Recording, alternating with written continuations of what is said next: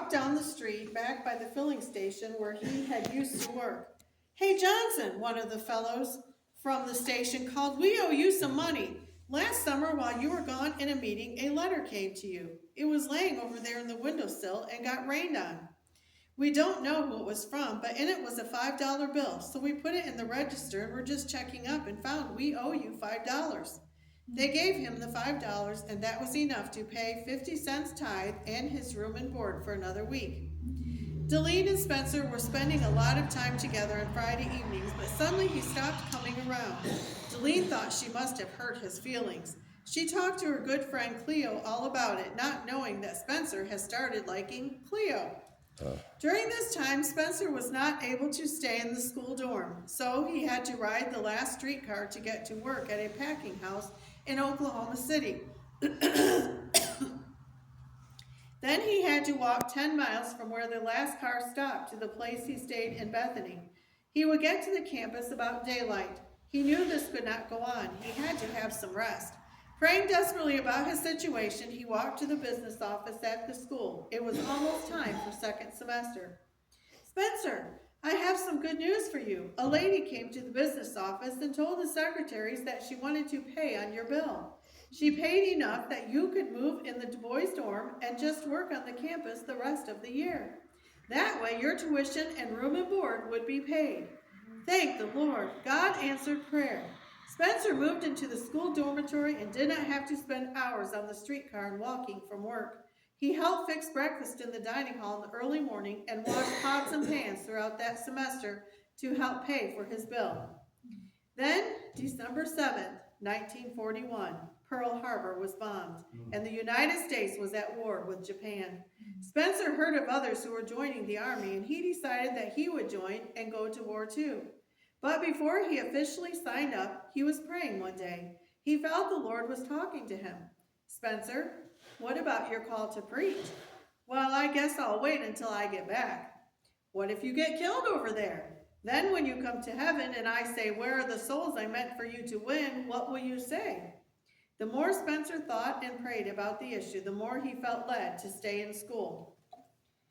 When that semester closed, Cleo decided to go back to Enid, Oklahoma. She packed her things in boxes and her parents arrived. Spencer had volunteered to help her bring her boxes down. He was upstairs ready to bring the first load. At that moment, Deline's dad, Brother Stockton, stepped into the hall shaking hands with friends. Suddenly, Brother Stockton heard a commotion at the top of the landing. Spencer had lost his footing and was hurtling down the stairs, the contents of the box spilling all over him. He landed in a little heap at Deline's dad's feet. He brushed himself off, jumped up and said, "Well, hello, Brother Stockton." After Cleo was home, she got engaged to another guy.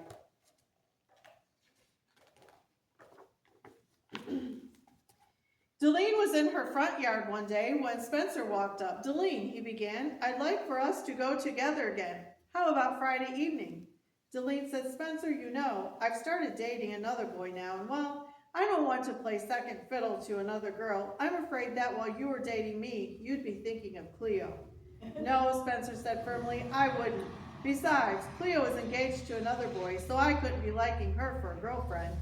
"I don't believe I should. I appreciate your asking me, though." What a predicament to get into, thought Spencer as he turned away. I'd really like to date her now. That summer, Spencer and his friend, W.C., hitchhiked to churches and held revivals. When one revival was over, the boys sent off their tithe and school bill payment.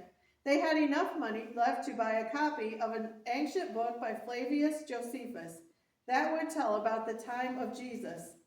They didn't have a lot of money, but W.C. thought it was fine since they still had 75 cents left over.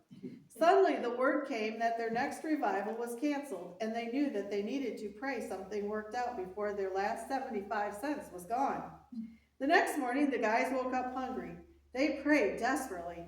"I guess we could have a slice of Josephus for breakfast," Spencer said jokingly about the book W.C. had bought.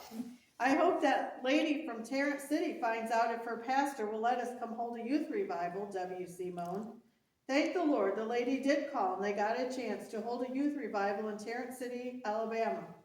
When they arrived from the streetcar, W.C. and Spencer lugged their suitcase and a box of books. Spencer teased, "Come on, we are only 15 blocks away. This should be easy." The guys laughed. God helped them see the humor in their situation. At one of the places they went, they had to take baths in the creek, walk barefooted in the sand back to where they were staying, and fill up on tomatoes from the garden. Living with little money until they could get to the next church or back to school and hitchhiking to get to meetings was not unusual. They had a strong desire to be out in God's work, spreading God's message. They did not wait until they were out of college. They preached every chance they got. Spencer only held a few meetings far away from school in a year, but would often preach in churches within a 50 to 100-mile radius, driving in every night after church to go to school the next morning. Sometimes Spencer made mistakes when preaching. Once he was so nervous that he said that the rich man lifted up his hell, being in torments, and that Moses took off his feet. But he knew that he was doing exactly what God wanted him to do. Nothing else compared to that feeling. During one of these meetings, Spencer got sick. They anointed and prayed for him. Spencer thought he was healed, but he became ill again. He went to an old doctor who examined him solemnly and then said to his anxious patient, "You have Bright's disease. You are going to die. You just as well go out there in the graveyard and pick a place to be buried." Because of this horrible diagnosis, the two guys hastily boarded the train for home before the meeting was over. At Fort Smith, Arkansas, they changed to a bus. Spencer was so sick that when they finally got to Muskogee, Oklahoma, he pled, "W.C., get the police to take me to the hospital. You gone home to Tulsa. I've got to have some help." Reluctantly, W.C. let his friend be taken to the hospital while he traveled home. The next morning, Spencer felt better, but the doctor said, "You have a kidney stone." Oh. The attacks from this come in waves, but the stone is not in a position yet to be operated on. Feeling well enough to travel, Spencer left the next morning for Tulsa. That weekend, he and W.C. held a revival there. W.C. preached the last Sunday morning.